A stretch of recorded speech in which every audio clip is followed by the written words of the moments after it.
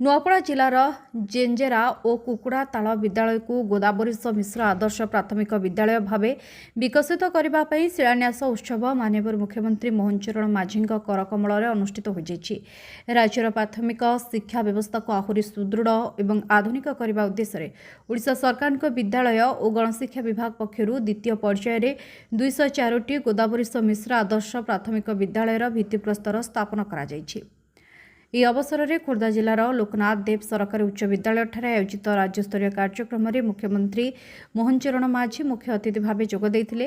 ନୂଆପଡ଼ା ଜିଲ୍ଲାର ସରକାରୀ ଉଚ୍ଚ ବିଦ୍ୟାଳୟ ଜେଞ୍ଜେରା ଏବଂ ସରକାରୀ ଉଚ୍ଚ ପ୍ରାଥମିକ ବିଦ୍ୟାଳୟ କୁକୁଡ଼ାତାଲକୁ ଏହି ଯୋଜନାରେ ସାମିଲ କରାଯାଇ ଗୋଦାବରୀଶ ମିଶ୍ର ଆଦର୍ଶ ପ୍ରାଥମିକ ବିଦ୍ୟାଳୟ ଭାବେ ବିକଶିତ କରାଯିବ।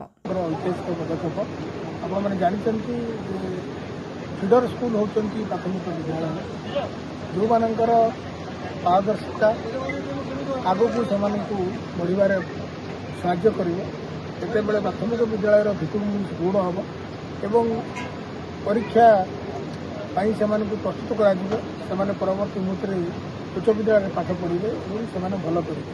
ସେଥିନିମନ୍ତେ ମାନଙ୍କର ସରକାରଙ୍କୁ ହାତକୁ ଐତିହାସିକ କାର୍ଯ୍ୟକ୍ରମ ନେଇଥିଲି ଯେ ପ୍ରାଥମିକ ବିଦ୍ୟାଳୟମାନଙ୍କର ଭିତ୍ତିଭୂମିକୁ ସୁଦୃଢ଼ କରିବେ।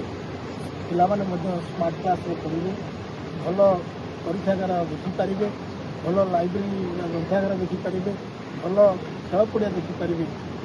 ଏହା ପିଲାମାନଙ୍କୁ ପ୍ରସ୍ତୁତ କରିବ ଭଲ ପାଠ ପଢ଼ିବାରେ, ଯାହାକି ପରବର୍ତ୍ତୀ ମୁହୂର୍ତ୍ତରେ ଯେତେବେଳେ ଉଚ୍ଚ